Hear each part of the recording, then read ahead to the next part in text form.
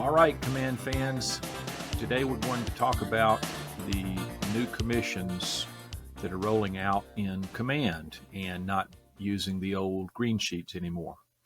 So, I'm Pete English with the Keller Williams office at the Atlanta Perimeter in Atlanta. And as most of you have heard by now, we're phasing out the green sheets, and they've rolled out the commission structure within Command itself. So today we'll talk about that, and hopefully it'll answer some questions for you. And if you have any more questions, certainly hit me up and I'd be happy to answer. If you like this video, watch it, like it, comment on it, and let me know, and subscribe to the channel. And any new videos that come out, you'll get a ping, and you'll be notified for any new videos that come out. Alrighty? All right, let's do this. Let's go down and take a look at Command. I'm assuming that everyone already knows how to use Command, but if you get lost, you can always click on the red box up here, and it will show you what every one of these icons do. So today what we're interested in is opportunities. We'll go into my opportunities, remembering that within opportunities you have listing opportunities, you have buyer opportunities, and you have leasing opportunities. All right. So to start with, we're going to talk about. We'll just go to say one of these deals that are under contract. As you can see here, I have 7 of them. I'll left click one time, and let's just pick one. How about picking this 123 Main Street? This will open this card. All righty. See, I can always drag it over, but for the sake of this demo today, we're just going to talk about this particular card, which is 123 Main Street. I'll left click on it one time. It opens up everything that you ever wanted to know about this particular deal. All right. Details are important. More importantly, and this is very important, you see where it says property right here? In order for compliance to know which particular deal they're working with, 2 things, at least in our office, that are important. When you go to name your opportunity, make sure that you have the address up here in the description of the opportunity, because when you go in and create this opportunity and then further create a room or a loop within the document management system, whether it be .loop or whether it be DocuSign, it will automatically create this name for you in each of those respective document management systems. So it's important to put the address right here, but more importantly, where it says property right here, we hit the edit button, and we come down here and we look up the property. And let's find, this is the 123 Main Street in Alpharetta, Georgia. We'll click Save, and notice that it puts all of this information in here, and this is what the compliance folks use to track each one of your opportunities. All right, so make sure you've got that. Obviously, you've got your documents inserted, the purchase and sale, the inspection, funding, all of that information. You've got these documents plugged in and inserted into the respective cubby holes, right? All right, so let's go to offers. In this particular case, I have one offer on this listing I have, all right? It was for $100,000. They're going to put $20,000 down. They're going to finance $80,000, such all and so on. But let's, for the sake of this this instruction, let's go and say that we are going to have a second offer, and this will be the offers coming from the Joneses. And this is offer number 1 from the Jones. We'll create the offer here. All right, we got the offer today. They want to close, let's say at the end of the month. And then we'll hit the parties involved. The buyer is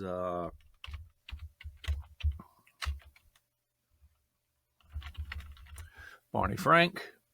The seller is Pedro. Anything that has the little red beside it is a field that must be filled in. All righty.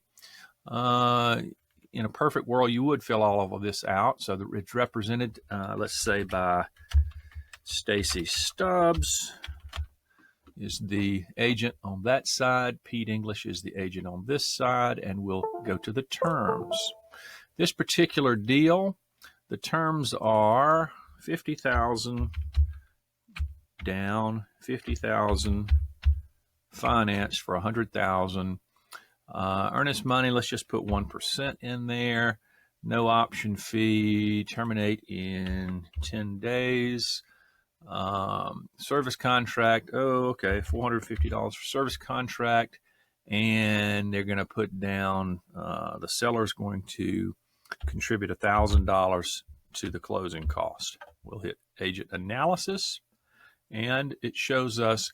Now here you can put the pros of this particular deal, the cons of this particular deal, and the summary. And the reason that you do this is so that you can present it to the seller when you have a multiple offer situation. In this case, we'll have a multiple offer situation. So I'll hit save. Now notice that I have two offers. I have one offer on February the 2nd from Barney Frank. I have another offer that came in on January 30th. Obviously, there's a bunch of days in between here, but play along with me. All right. So in this particular situation, we could select all and then compare the offers. All right. So notice we, for all intents and purposes, have a spreadsheet of these two offers that we could present to the seller and let the seller choose which offer they'd like to take. I'm going to click back to offers. And let's say that they want to get the offer from Barney Frank. So we're going to accept this offer. Now, when we accept this offer, what's going to happen is this commission tab up here will light up, and we can fill that in, and that's ultimately going to be the new green sheet. So Barney Frank, we are going to check that box, accept this particular offer, and notice now the commissions button is hot. I left click one time on commissions. I come in and I fill it up. All right, sales price is $100,000. My side of this particular deal is 3%. The contract date, what did we say it was? We'll just say today's contract date. We're going to close on the 28th. Pete is the agent. Commission's $3,000. Gross commission. Here are all of our deductions. Depending on your specific cut with the house, all right? But what you do have is the ability to come down here and add some items. So let's say that that you need to refer. You need a referral. So I clicked on the Add Item button. I come to this box right here, and we're going to say that I'm giving a concession of $200 for something. Is the concession on the closing statement? We'll say, no, it's not. Is the market center paying? No, it's not. And is it coming off the top? No, it's not. So we'll just add it. And notice it now put the $100. Where did it put it? The $200 up here at the top. And you can, if you have more of these, you have other kind of cost involved, then you can keep adding these. Obviously, if you want to go to KW Cares, you can put that information in here and all the rest of the deductions. But obviously, when you put all of this in here, this becomes the new green sheet, if you will. Does it make sense? And let's see, unable to submit concession not allowed on DA needs to be booked as agent spend. Okay, all right, whatever. Where is it? We'll edit it back here. Actually, why don't we just do this? I'm going to delete it out altogether so that it allows me to go on. All right, so for all intents and purposes, this is now the new green sheet. All righty, it's that simple. If you'd like to add notes, and in this case, we're going to add a note, and we're going to say, do not accept. This is for training only. Pete. All righty. And we'll save that note. In case I was to hit the wrong button and actually submit it to the market center, then they'd be looking at me, right? So that's all there is to going into your particular opportunity. Let's go back and review. We went to under contract. In this case, we chose this particular deal. We had all the details, including the address. We had all the necessary documents. We have shown all the offers that have come in this case, 2 offers. We have accepted one of the offers, and we have gone to the commission statement, filled out everything so that the green sheet is now prepared. And the last thing we do is we hit the submit button right here. That submits it to the market center, and we keep on going. All righty. Hopefully that helps.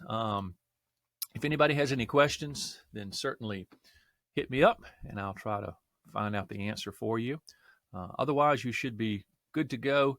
In the future, we'll talk about how to actually pull these documents in from DocuSign, and that'll be pretty much the last step in the complete process from contact to close. All righty?